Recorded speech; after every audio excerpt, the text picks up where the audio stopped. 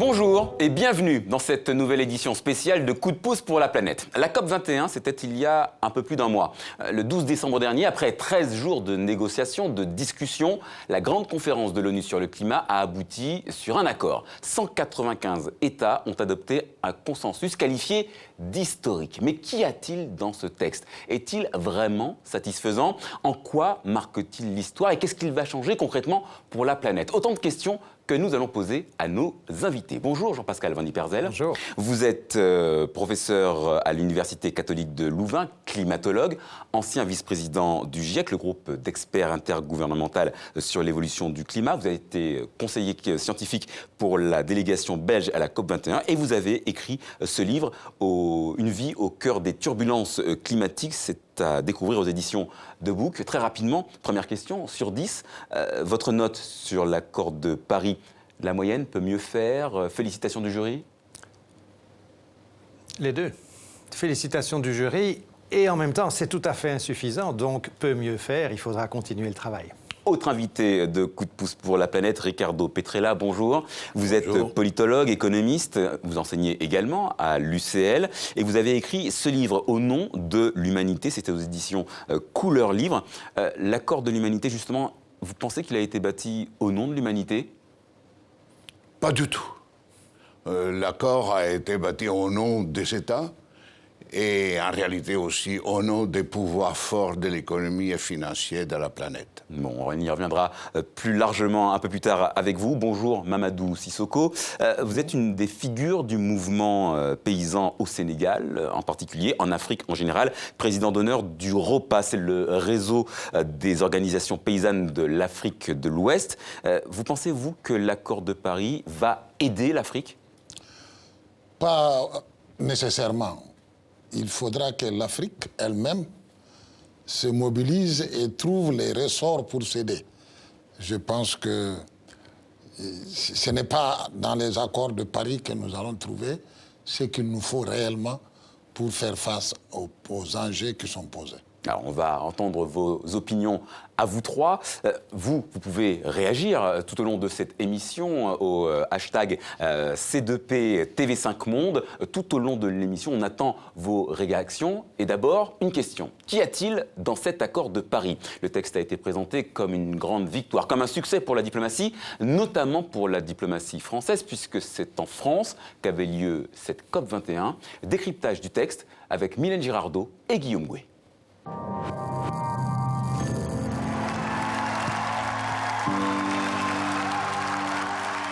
Une ovation, des sourires et des larmes de joie.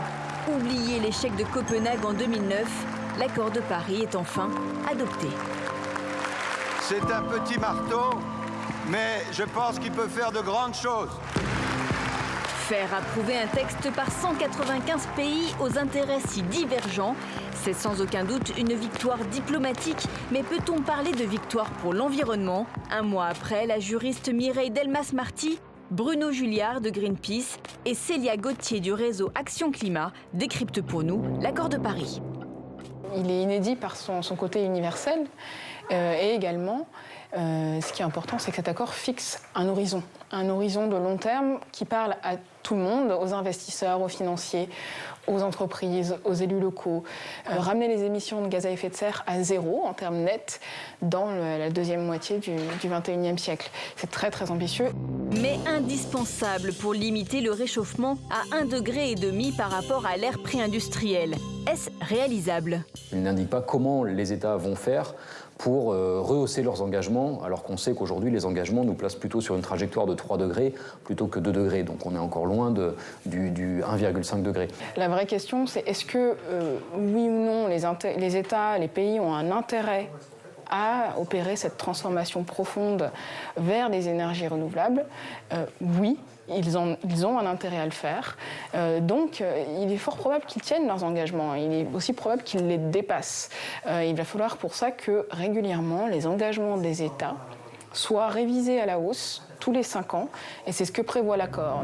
Mais que se passe-t-il si les engagements ne sont pas tenus? Cet accord, un traité qui ne dit pas son nom, est-il vraiment contraignant? D'un côté, il est contraignant dans la mesure où il est obligatoire. Il engage les États. Et d'ailleurs, il est prévu que les États devront ratifier ou accepter ou approuver l'accord. C'est une manière pour eux de s'engager. Mais en même temps, on peut dire qu'il n'est pas totalement contraignant parce que l'accord ne prévoit pas d'organes de contrôle et ne prévoit pas de sanctions si un État ne respecte pas ses engagements. C'est une contrainte toute politique, c'est-à-dire que la seule contrainte finalement c'est le regard des pairs, c'est le regard des autres pays qui à un moment donné vont pouvoir se tourner vers un pays qui n'aura pas respecté ses engagements en lui demandant des explications. Mais on sait comment ça se passe dans l'enceinte des Nations Unies aussi. Chaque pays va avoir des raisons de ne pas tenir ses engagements. La seule sanction qui pourra s'opérer en fait c'est une sanction citoyenne. Est-ce que oui ou non les gouvernements tiennent leurs engagements, ce sera aux citoyens de le juger et de sanctionner les États par leur vote. Et puis, le non-respect des engagements peut aussi amener les juges nationaux à sanctionner un État récalcitrant. Donc, il n'y a pas de sanctions au niveau mondial, mais il peut y avoir des sanctions au niveau national. Du côté des financements, les pays pauvres attendaient beaucoup des pays riches pour s'adapter au changement climatique. Le texte est-il à la hauteur ? Les États s'étaient engagés à fournir 100 milliards de dollars par an d'ici 2020. Mais le problème, c'est qu'on sait que cet engagement de 100 milliards de dollars est peut-être suffisant vu la situation aujourd'hui, mais il ne sera pas suffisant en 2025 ou en 2030. Il ne donne pas la prévisibilité, la certitude aux pays les plus pauvres que les flux financiers continueront d'arriver. Plus on tarde à prendre des mesures pour réduire les émissions de CO2, plus importantes seront les conséquences du dérèglement climatique et plus on aura besoin de financement pour compenser tout ça. Et puis, il y a les sujets qu'on a préféré mettre de côté. Les océans, les droits de l'homme, la mise en place d'un prix du carbone ou encore les émissions du transport aérien et maritime qui égalent à elles seules celles de l'Allemagne et du Royaume-Uni. Au fond, l'accord de Paris n'est qu'une étape.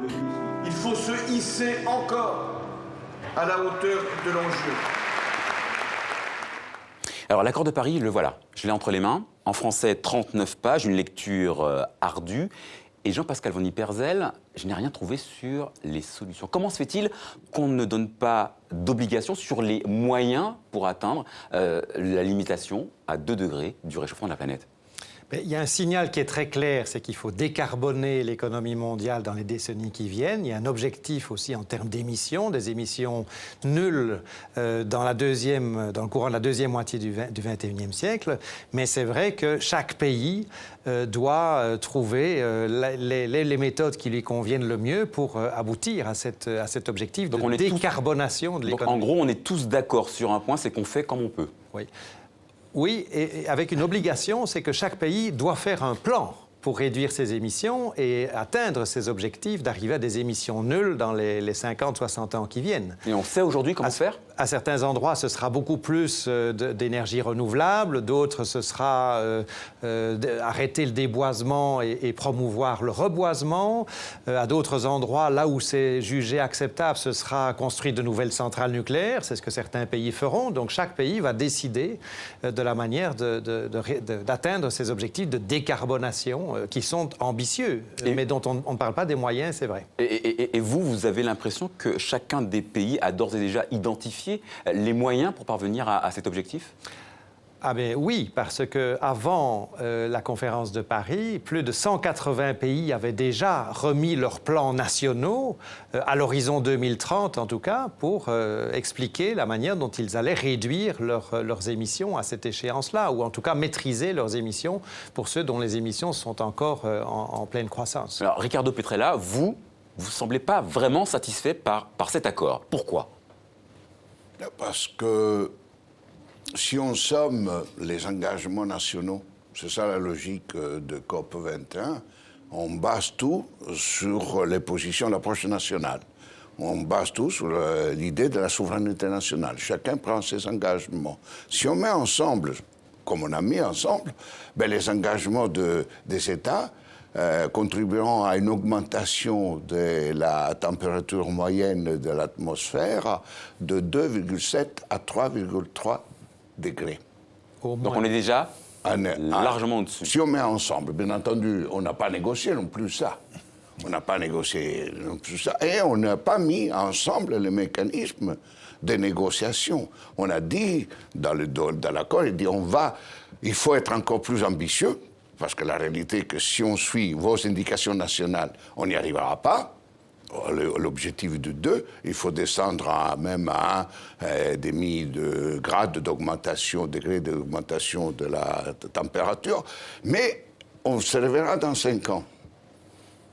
Et dans 5 ans? Ça signifie qu'ils sont libres de faire eux-mêmes les engagements. Il n'y a pas de système modeste de vérification, de contrôle. Si jamais ils ne respectent pas, il n'y a pas de pouvoir de sanction. Ils sont obligés uniquement de maintenir dans une espèce de base de données les informations sur ce qu'ils sont en train de faire. Les ambitions sont tout à fait au-dessous de ce qu'ils devraient être. Qui devait prendre le pouvoir, d'après vous? Est-ce que ce sont les entreprises? Est-ce que c'est la société civile? Alors, puisque vous parlez des moyens, ce qui est intéressant de noter que le flou total concerne le financement de la réalisation des objectifs nationaux. On ne dit pas, après 2020, quelle serait, par exemple, l'enveloppe générale des financements nécessaires.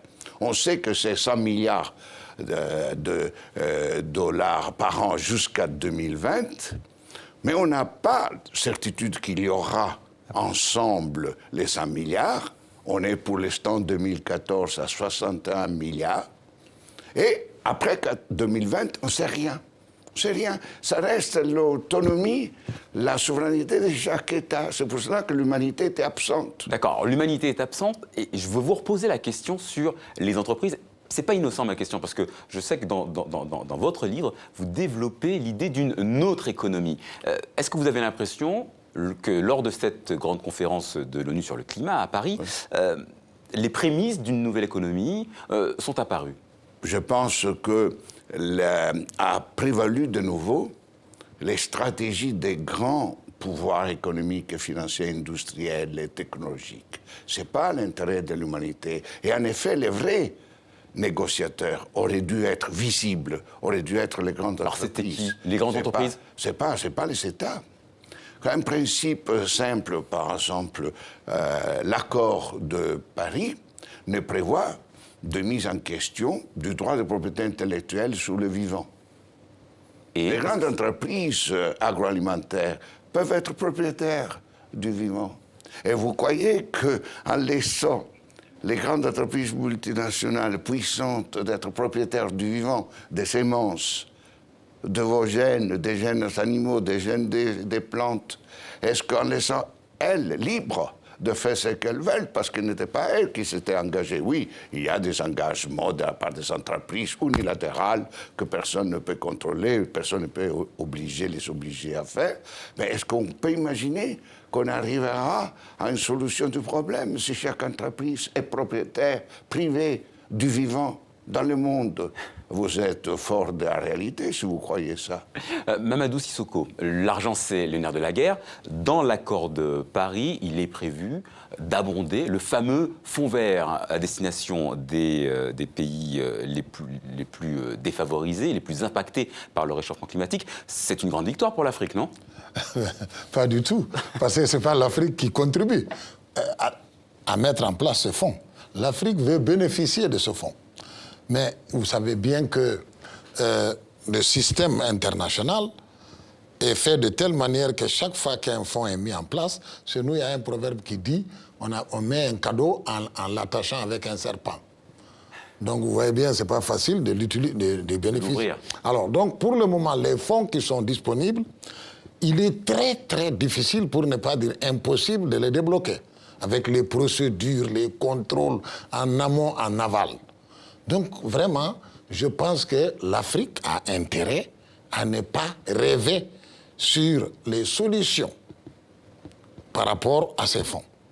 Donc, elle doit se débrouiller toute seule? Pas toute seule.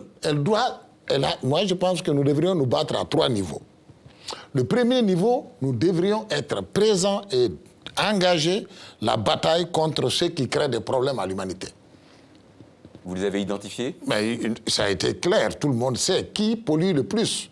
Et c'est ce qui a fait qu'on a dit... En termes de pays ou en termes d'identité sociale? Oui, non, des pays. Les grands pays, il y a même des pays qui ont déclaré effectivement qu'ils sont des grands pollueurs. Et c'est ça qui a fait qu'il y a eu le consensus pour mettre un fonds. Ça, c'est une bataille à mener, l'international. Cela n'enlève à rien la bataille interne pour l'Afrique de préserver ses forêts, d'éviter de détruire ses ressources minières et également de créer les conditions de la mobilisation des citoyennes et citoyens sur l'urgence à avoir des plans africains, régionaux et nationaux pour nous préserver. Et le troisième point, c'est quoi? Le troisième point, c'est que nous ne pouvons pas compter sur l'argent des autres pour régler les problèmes de chez nous. Parce que ce qui manque souvent, c'est que nous avons des grandes initiatives, mais les leviers pour agir, nous allons compter d'abord sur les autres.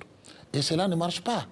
Parce qu'aujourd'hui, il y a effectivement du pétrole en Afrique, il y a beaucoup de ressources minières qui sont en train d'exploiter.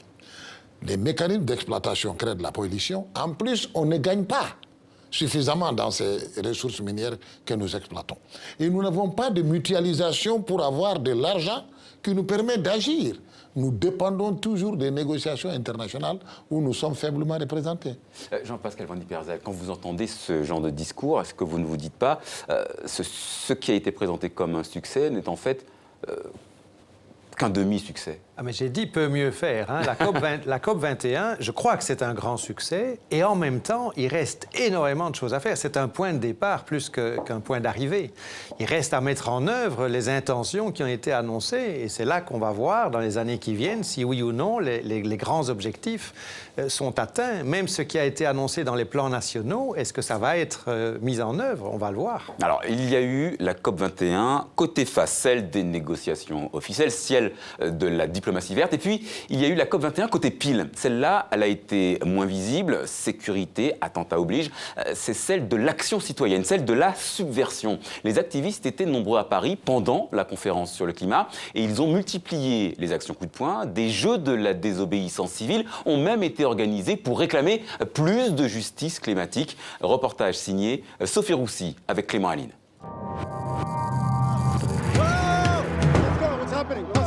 Pasco, Isabelle, Audrey, Juliette, 4 activistes du climat qui, chacun à leur manière, ont agi, dénoncé et lutté pendant la COP. Leur point commun, désobéir si nécessaire. Rideau tiré, téléphone interdit, on se prépare, on se présente. Dans cette maison discrète de banlieue, les militants prennent connaissance de l'action à venir.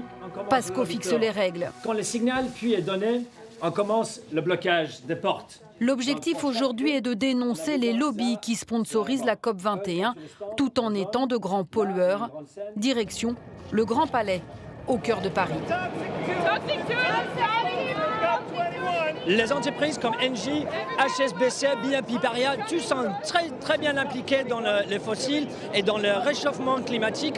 Et en fait, nous, on est là pour parler la vérité au pouvoir. Mais Pasco aura à peine le temps.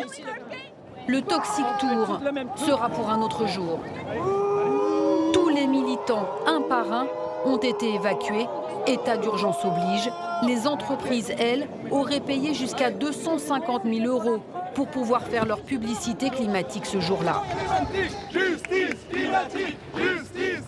On ne nous fera pas taire ni par la terreur, ni par l'état d'urgence. L'urgence, elle est climatique. L'urgence climatique, une évidence pour ces activistes. Audrey, militante chez Peuple Solidaire, est convaincue que ce qui se passe au même moment dans les salons de la COP 21 se résumera à un coup d'épée dans l'eau. Des militants qui sont écœurés devant l'inaction des négociations climatiques. Ça fait 21 ans qu'ils se réunissent, ça fait 21 ans que l'on sait où vont les changements climatiques aujourd'hui, mais les décideurs politiques peinent à trouver des solutions.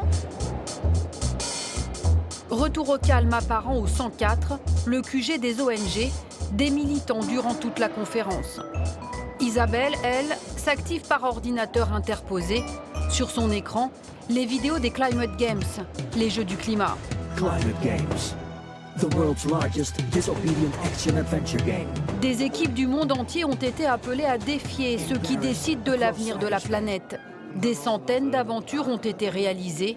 Les cibles, les banques, les politiques, les entreprises polluantes. Des actions coup de poing, sous couvert d'anonymat, certaines audacieuses, d'autres drôles, toutes flirtant avec la loi. Car pour ces activistes, la désobéissance fait partie des solutions.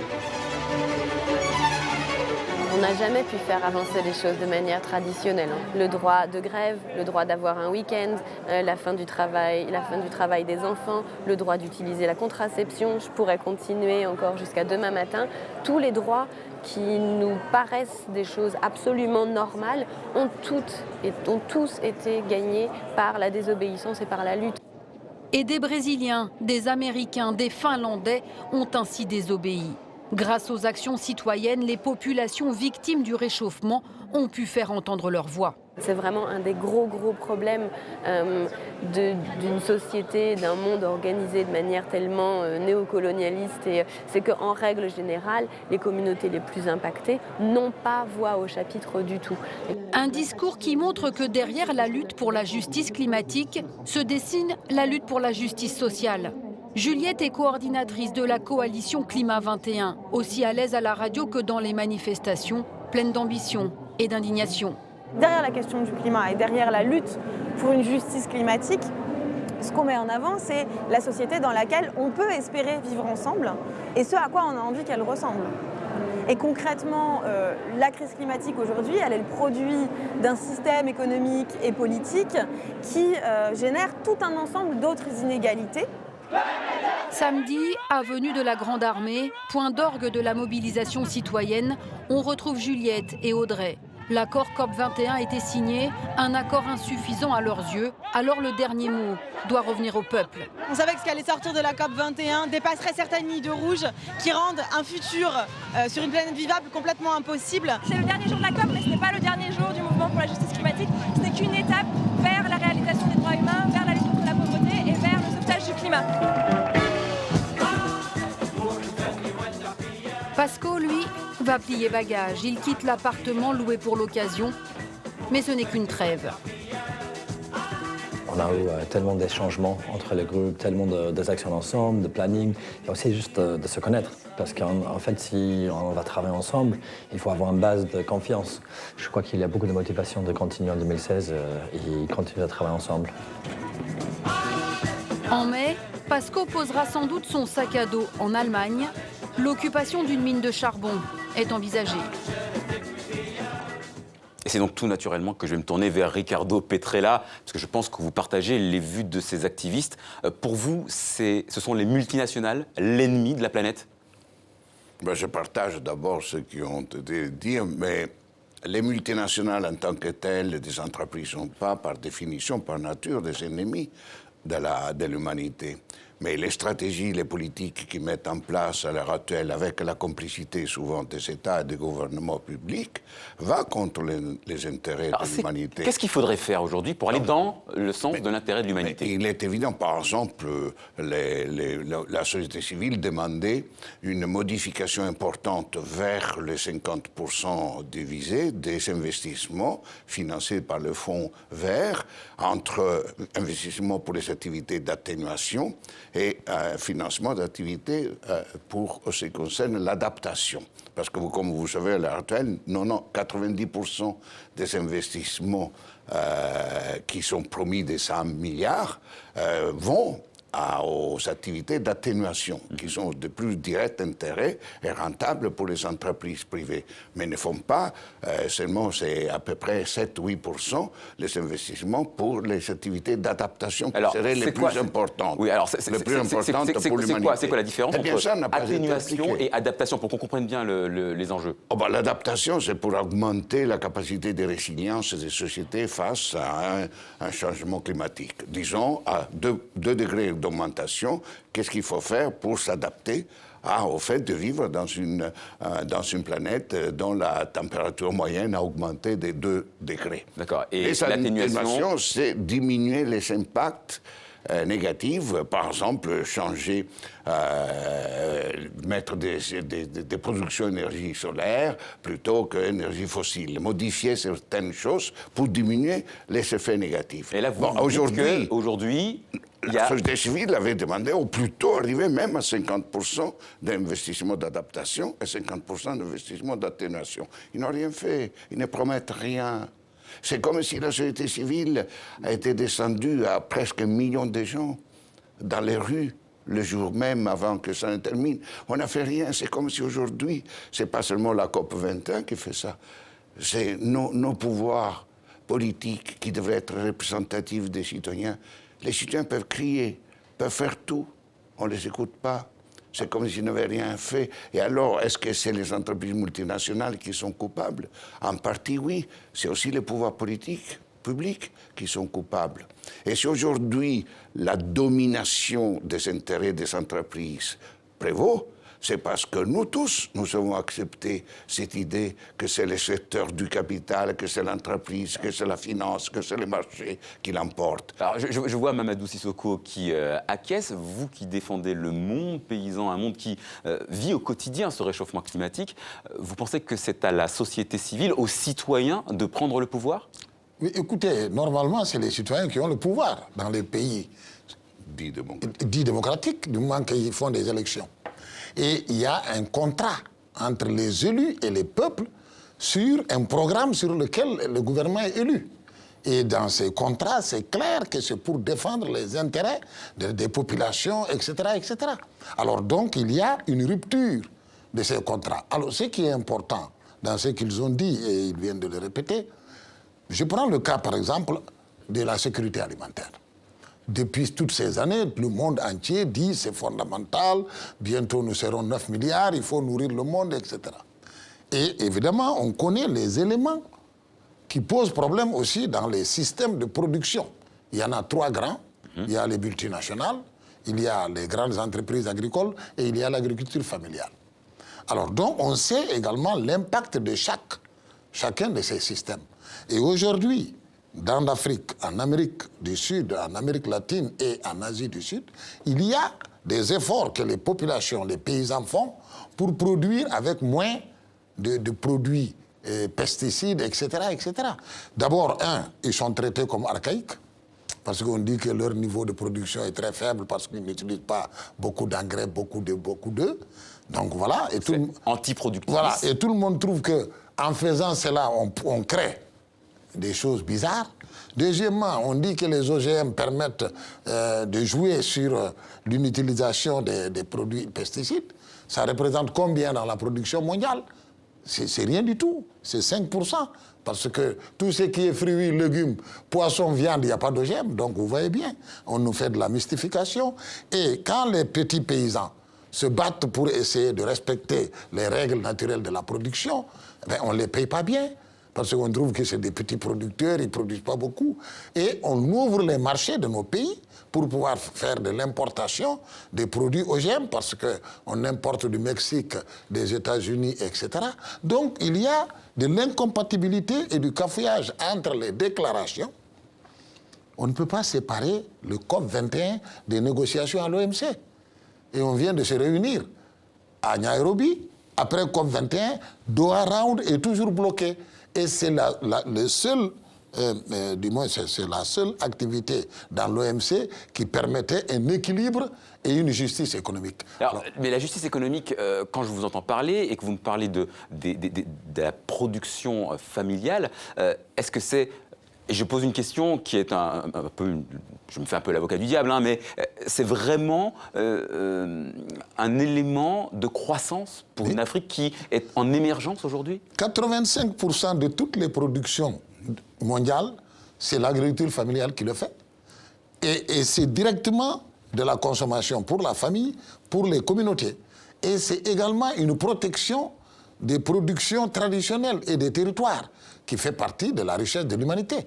Dans tous les pays du monde, dans toutes les régions, on vous dira que quand vous partez dans tels endroits, vous allez manger telle chose. On connaît la polenta, on connaît les frites, etc. et beaucoup d'autres, l'igname, le manioc. Donc, la protection de ces différentes cultures alimentaires par des systèmes de production font partie, effectivement, de la justice économique. Jean-Pascal Van Ypersel, quand vous entendez ce discours, vous répondez quoi? Que les questions, les rapports du GIEC ont montré que les questions de justice et d'équité étaient au cœur de la discussion sur le climat aussi bien les questions d'équité entre générations, les générations actuelles qui profitent de tous les combustibles fossiles que l'on a brûlés, du bien-être que cela a généré dans les pays développés, et les générations futures qui vont vivre dans un climat moins habitable, mais aussi, on ne peut pas distinguer ces questions d'équité intergénérationnelle, donc entre les générations d'aujourd'hui et les générations futures, des questions d'équité à l'intérieur des générations actuelles, notamment entre le Nord et le Sud, le Nord qui a beaucoup plus bénéficié de ces combustibles fossiles, et le Sud où se trouvent les principales victimes des changements climatiques. Et à Ricardo Petrella qui met en cause les stratégies financières, industrielles, vous répondez quoi? Je ne suis pas responsable. Non, vous n'êtes pas responsable. Heureusement. Heureusement, sans doute, oui. C'est sûr que travailler sur la question des changements climatiques, c'est travailler sur le cœur de la manière dont l'économie mondiale est organisée aujourd'hui. Là, vous êtes tous d'accord. Hein? Tout le monde est d'accord. Et c'est clair aussi que la manière dont cela a fonctionné jusqu'à présent ne peut pas être prolongée sans des changements fondamentaux. 80% de l'énergie mondiale dépend aujourd'hui des combustibles fossiles. Or, on doit arriver à se passer dans les décennies qui viennent de ces combustibles fossiles. C'est un défi formidable. Pour changer cela, il va falloir changer beaucoup de choses dans la manière dont l'économie fonctionne. Mais je ne suis ni économiste ni analyste politique, et donc ce n'est pas tout à fait mon domaine. Oui, mais c'est important et c'est simple, parce que ce n'est pas faire une grande révolution, c'est dire qu'il faut arrêter la marchandisation, par exemple, de la vie. La marchandisation de l'eau, la marchandisation de la terre, la marchandisation des semences. Pourquoi on ne parvient pas à le faire? Mais parce que le pouvoir politique, public, dans nos pays, a décidé de favoriser la marchandisation et la privatisation de tous ces biens. Et pour terminer, parce que tout à l'heure vous me demandiez qu'est-ce qu'il faudrait faire pour ça, il faut effectivement reconnaître le caractère de bien commun public mondial, des choses fondamentales à la base de la vie et la gestion de la vie dans notre société. L'eau, la terre, les semences, les forêts. Est-ce que ça va aider à lutter contre le réchauffement, à limiter le réchauffement climatique? Tout à fait. De quelle façon? Tout à fait. De toute façon, parce que nous ne produirons pas les éléments des gaz à effet de serre. Donc, si on change ce système, la petite agriculture paysanne, familiale, c'est énormément épargnante de production de gaz à effet de serre. C'est vrai ça? C'est économe en éléments qui font réchauffer la planète? Trois éléments pour ça. D'abord, aujourd'hui, on dit que le système de production des grandes entreprises est indispensable parce qu'il faut nourrir le monde. La production mondiale aujourd'hui, nous perdons 30% en gaspillage dans les pays du Nord et 30% chez nous en perte de production. Donc aujourd'hui, il y a à peu près 50% de la production mondiale qui ne va pas dans les restaurations. C'est perdu. Alors donc vous voyez déjà la marge qu'on peut gagner. Au lieu de continuer de courir à produire plus. Deuxième élément, il y a plus d'1 milliard d'individus qui sont dans la petite agriculture. Donc ça fait une main-d'œuvre. Si on s'en occupe, ça va être des gens qui n'auront pas l'idée de partir nulle part. Ils seront heureux chez eux. Donc là, vous pensez à la crise... Je ne suis pas en train de faire le lien, non. À la crise des réfugiés. Non, ce n'est même pas pour moi le problème qu'ils viennent ici. Mais ils quittent souvent le village pour aller dans les villes à côté, chez nous. Le problème pour moi, c'est que ces gens, ils vont vivre heureux chez eux. Le troisième élément, c'est qu'ils viennent de dire. C'est parce que, tout simplement, les multinationales, en lien avec les grandes compagnies et les politiques, ont mis en place un mécanisme qui fait que la grande majorité des travailleurs sont pris en otage. Parce que quand vous voyez les systèmes des banques, des entreprises, des assurances, etc., ça fait quand même une grande masse d'employés. Et donc, chaque fois que les gouvernements et les populations essayent de se mobiliser pour plus de justice, ils portent la menace de mettre le monde en crise. Vous avez vu la crise de l'habitat aux États-Unis.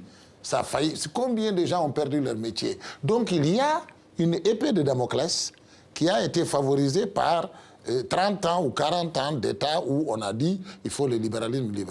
Alors, c'est qu'il faut propositions concrètes.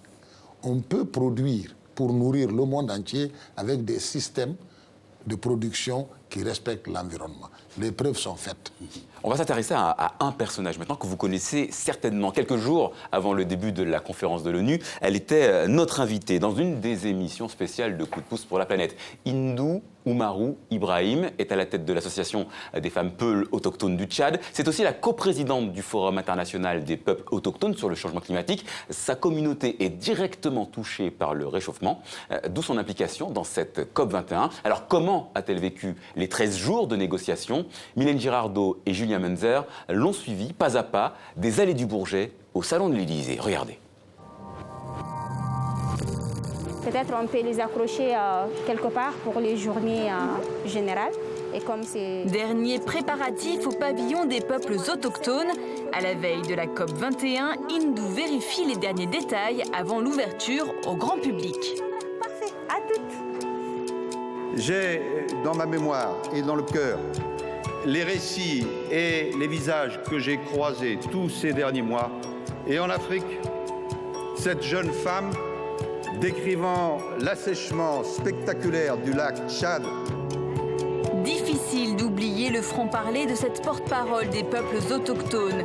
Des rives du lac Tchad aux réunions onusiennes, Hindou Oumarou Ibrahim court sur tous les fronts. Au Bourget, le lobbying, c'est le nerf de la guerre pour la société civile. Alors, pas une minute à perdre pour essayer d'obtenir un bon accord à Paris. J'attends beaucoup de cette négociation, mais je sais que tout ne sera pas gagné. L'environnement et les droits humains, ce ne sont pas les choses qu'on doit séparer. Et soit on protège les droits humains et là ça protège l'environnement, soit on écarte les droits humains et l'environnement est détruit. Inauguration du pavillon des peuples autochtones. Ici, le public découvre comment les indigènes préservent la biodiversité de leur territoire. Mais ce jour-là, le stress monte. On vient de l'avertir de l'arrivée d'un visiteur inattendu.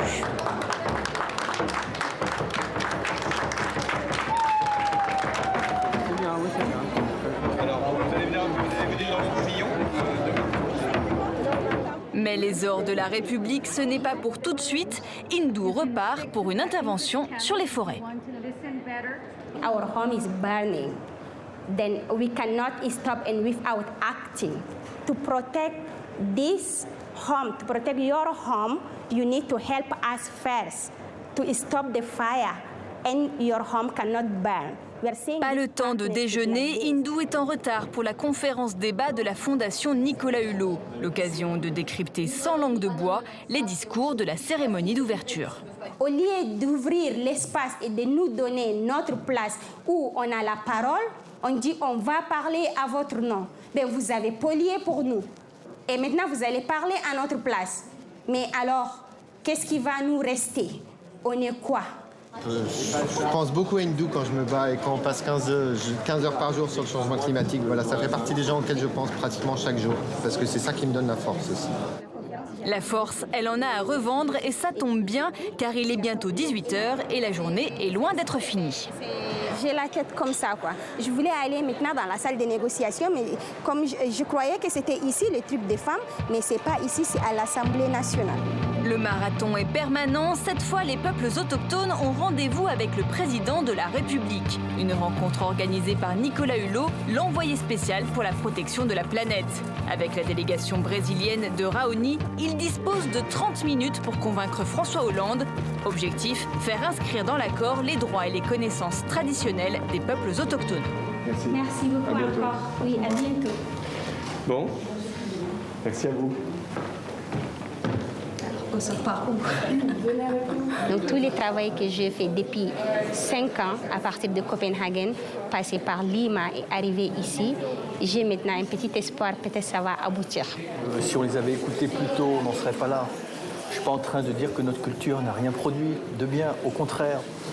Mais il y a une chose que nous avons abandonnée au fil du temps, la sagesse, l'humilité, notre relation avec la nature. Le 10 décembre, un petit déjeuner pour les droits de l'homme. Après une nuit blanche passée en négociation, a soufflé des éléments de langage aux différents chefs de délégation. On est toujours là derrière et pour leur dire vous êtes nos États et vous devrez inclure ça, sinon vous êtes en train de nous tuer tous.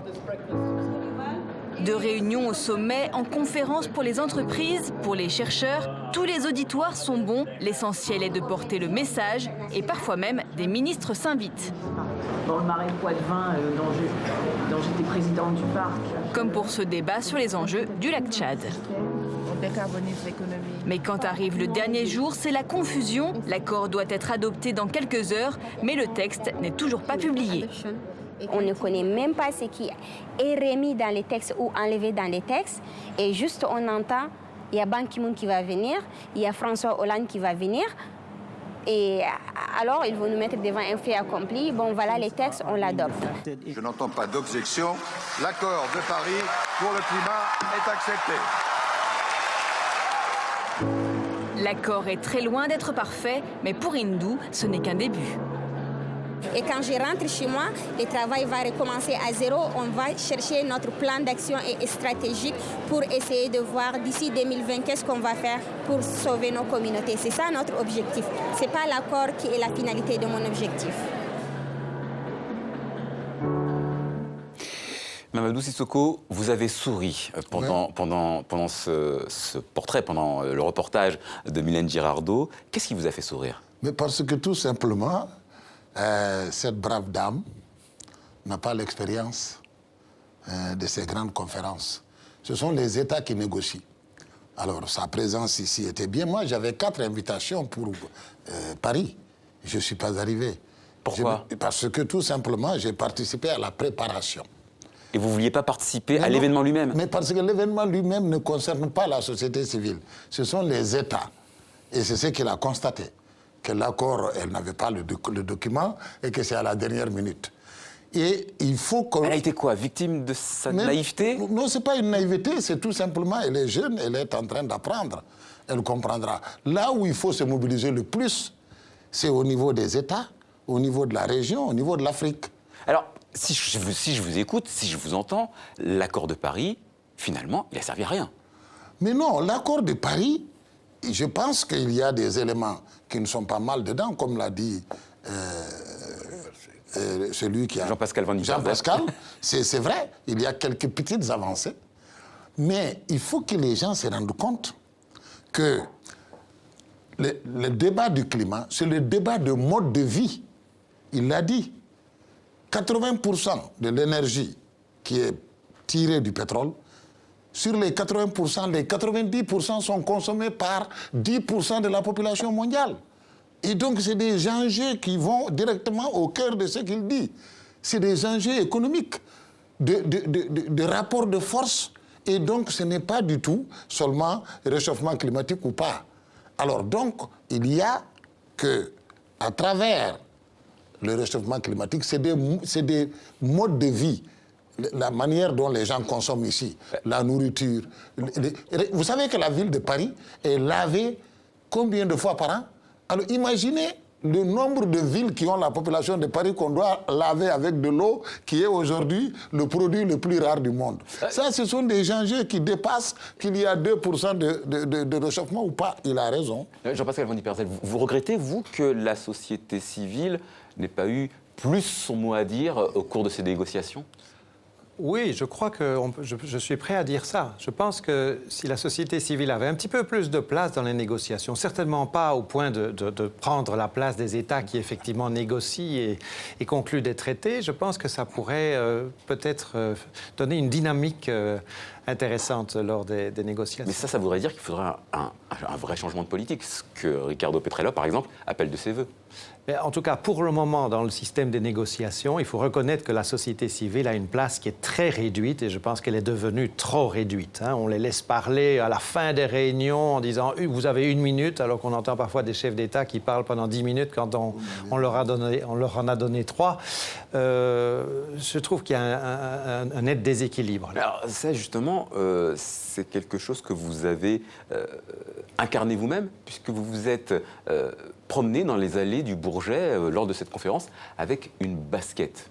Vous êtes bien renseigné. Très bien renseigné quand même, j'ai fait mon métier. Mais cette basket, elle représente justement la société civile, les populations. C'est vrai que j'avais reçu au départ du train spécial qui allait de Bruxelles à Paris pour venir à la COP, j'avais reçu de militants bruxellois une petite chaussure qui représentait les générations futures, ces enfants pour lesquels nous nous battons quelque part, de manière à ce qu'ils gardent une planète habitable, aussi bien ici qu'en Afrique ou dans tous les pays du monde. Et donc c'est vrai, ils n'avaient pas pu venir marcher place de la République suite aux attentats, et ils ont remplacé cette grande marche citoyenne par un dépôt de milliers de paires de chaussures. Et c'est vrai que j'ai transporté cette petite basket accrochée à mon sac à dos pendant toute la COP en témoignage en témoignage, mais est-ce que ça vous a rappelé aussi pourquoi vous étiez là? Bien sûr. Donc moi, je pense tous les jours aux enfants, aux agriculteurs africains que j'ai rencontrés pendant ma campagne électorale pour la présidence du GIEC. Je pense tous les jours à ceux qui sont menacés par les changements climatiques. Je pense aussi tous les jours à ceux qui cherchent des solutions et qui commencent à en trouver, parce que je suis convaincu qu'il est possible de lutter contre les changements climatiques. Ce n'est pas une fatalité. Il est possible d'agir. L'humanité a les moyens techniques, économiques, politiques, si elle le veut, pour permettre de garder un climat habitable. J'en suis convaincu. Ricardo Petrella, vous êtes d'accord avec ça? On a les moyens aujourd'hui d'éviter l'inévitable, ce qu'on qualifie d'inévitable? Tout à fait. Le fait, c'est que les décisions actuelles sont aux mains d'un petit groupe de grands puissants, à la fois au niveau des États. Par exemple, demain, les États-Unis ou le Sénat américain décident si jamais on posait la question de la ratification de l'accord de Paris, ben, le Sénat américain, le Congrès dirait non. Et un État qui ne représente que 300 millions de gens peut décider du reste du devenir de 8 milliards de gens. Ça, c'est une concentration de pouvoir fantastique. Et la même chose, par exemple, au niveau des solutions. Quand vous pensez à la clé du problème, c'était le financement. Où est l'argent? Qui décide de l'argent? Les 100 milliards, d'où viennent-ils, les 100 milliards par an? Si on reste dans cette logique à l'heure actuelle, qui est celle de dire, ben, les prêts, bon, il y aura des dons, il y aura aussi des subsides, mais les mécanismes fondamentaux seront les prêts qu'on donnera au pays à des conditions financières, des marchés. Bon, cet argent, pourquoi doit être soumis à une logique privée et d'être sous contrôle des marchés financiers? Alors ma proposition est de dire qu'il faut qu'il y ait une finance publique mondiale qui ne doit pas dépendre de l'apport du secteur privé. Parce que dès que vous faites intervenir une logique privée, qui est légitime dans nos sociétés, dans le mécanisme de financement du changement sociétal, économique, industriel, vous ne parviendrez jamais. Donc on peut même avoir l'argent. Mais si vous dites que ça doit être l'argent public qui obéit à des logiques privées ou l'argent privé qui doit financer, bon, vous avez tous les moyens possibles, imaginables, vous n'y arriverez jamais. Et la même chose, comme je disais tout à l'heure, pourquoi maintenir la propriété privée sur la terre, sous les semences, sur l'eau? On peut. Mais il faut changer ça. Alors, je voudrais juste revenir sur votre idée, une sorte de ministère mondial des finances, du budget, qui permettrait de financer le combat contre... Pas nécessairement créant de super bureaucratie mondiale. Je crois qu'il y a des systèmes, par exemple, finance coopérative. Pour l'activité de l'agriculture locale, pour des systèmes urbains, énergétiques, petits. On n'a pas besoin de choses gigantesques. On n'a pas besoin de réseaux terribles. Sur le terrain, c'est pas ce que vous vivez déjà? Non, attendez. Ce qu'il a dit est très important. Parce que on parle de pollueur-payeur. Mais alors, pourquoi ce paiement de pollueur doit passer par des crédits? C'est un coût que vous portez à la vie des citoyens. Vous voulez quoi? Vous voulez que les États qui polluent le plus payent des amendes et qu'elles soient directement versées? C'est pas moi qui veux, c'est un accord qui est trouvé. Entre eux, ils ont convenu qu'il fallait ça. Et qu'il y a des pays industriels qui payent. Mais ce fonds, il est mis dans un système, c'est ce qu'il explique, qui ne sert à rien. Alors, pour nous, pour moi personnellement, et je pense pour l'Afrique, nous devons faire attention. On ne peut pas continuer de négocier en disant Les pollueurs-payeurs, ils payent et puis la vie continue comme elle est. Il faut trouver une rupture à ça. Sinon, on ne va pas s'en sortir. Jean-Pascal Van Diepersel, ce mécanisme de financement, comment est-ce qu'on pourrait le rendre plus efficace ? Je pense qu'il faut trouver différentes sources de financement, aussi bien du côté public, je crois que c'est très important qu'il y ait des financements publics, qu'il y ait un système, par exemple, de taxation de certains flux financiers ou de... Taxe carbone, par exemple ? Ou une taxe carbone dans les régions où c'est possible. Il faut aussi diminuer les subsides à l'utilisation des combustibles fossiles qui existent dans beaucoup de pays aussi, parce qu'il y a beaucoup de pays où on encourage l'utilisation des combustibles fossiles. Pourquoi ce n'est pas dans le traité, ce genre de proposition ? Le traité, c'est le maximum, c'est le plus petit commun dénominateur. Dans l'accord, ce n'est pas un traité. Qu'il a été possible d'obtenir à Paris. C'est le maximum, mais en même temps, c'était le minimum absolu nécessaire à ce moment-là. Il faudra aller beaucoup plus loin. Et un des domaines dans lesquels il faut aller plus loin, c'est celui du financement, parce que 100 milliards de dollars par an, si on prend un peu de recul, par rapport aux milliards de personnes qui sont concernées par les impacts des changements climatiques, c'est une somme ridiculement faible, il faut le dire. Et moi, je trouve que l'idée de faire l'aide de 100 milliards par an, où les riches donnent de l'aide, ça ne fonctionne pas. Pendant 50 ans, on a fait l'aide publique au développement de l'Afrique, d'Amérique latine, et c'est nous qui avons gagné. On n'a jamais... L'aide comme ça ne sert pas à grand-chose, sert à corrompre, c'est à alimenter les riches locaux des pays africains, des pays d'Amérique latine, qui après exportent 320 milliards de dollars par an sont exportés par les riches africains dans les banques suisses, etc. Ça ne sert à rien l'aide. Il faut une conception différente du rôle de développement, du rôle de vivre ensemble, vous vous rendez compte de la noirceur de votre discours en ce début d'année 2016. C'est pas très optimiste tout ça. Non, oui, le rôle des droits, c'est qui a manqué aussi dans l'accord. Il n'y a pas de référence à des droits. Il n'y en a pas. Il n'y a rien. Il n'y a rien. Bon, est-ce que, pour rendre les choses un peu plus optimistes, est-ce que, juste, on arrive au terme de cette émission, est-ce qu'on peut quand même dire que cet accord, c'est un bon point de départ? Oui, ça fait 20 ans. En 10 secondes. De départ. En 10 secondes.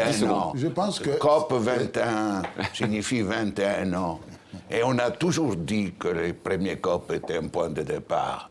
Mamadou Sissoko, dernier mot. Donc moi, je pense qu'il ne faut pas trop se focaliser. Il y a eu un processus, il est terminé. Travaillons en sachant que la problématique qui est posée, c'est de notre survie et que nous devrions nous en préoccuper et ne pas laisser les solutions à des grandes conférences. Voilà ce que moi je crois, surtout pour l'Afrique. Dernier mot à Jean-Pascal Van Diepersel. Je suis d'accord qu'il ne faut pas laisser les solutions seulement aux grandes conférences, mais je crois que les grandes conférences sont aussi importantes, même si les acteurs locaux, les entreprises, ce qui se passe au niveau des États est fondamental. Mais les grandes conférences, les accords internationaux peuvent fournir un cadre qui facilite l'action de tout le monde. Merci beaucoup Jean-Pascal Van Diepersel, merci beaucoup Ricardo Petralhomme, merci Mamadou Sissoko, merci à vous de votre fidélité. Tout de suite vous retrouvez vos programmes sur TV5 Monde. Au revoir.